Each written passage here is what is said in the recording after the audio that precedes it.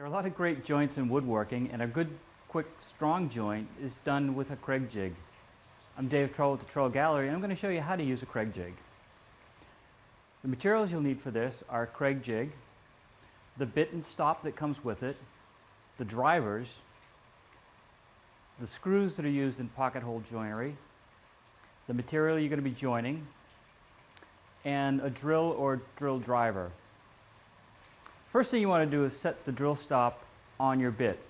And the jig comes with a built-in setup device that tells you the proper stop for each thickness of wood.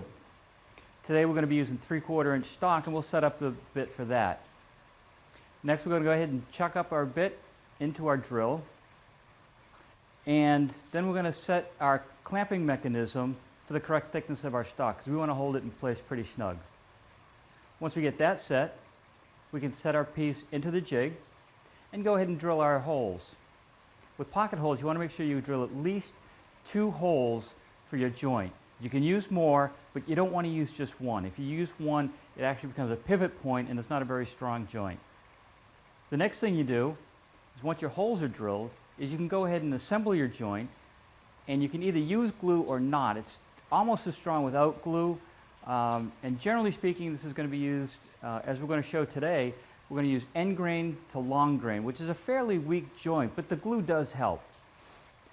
We're going to put some glue on there, we'll clamp them together, and then we'll drive our screws in place. And the nice thing about the Kreg jig is, once the screws are in, you can pull it out of the clamp and keep moving on your project. You don't have to wait, 4 hours for your glue to dry to take things out of clamp. You can just keep on working. So that's how to use a Kreg jig. I'm Dave Troll with the Troll Gallery, the fine art of furniture making.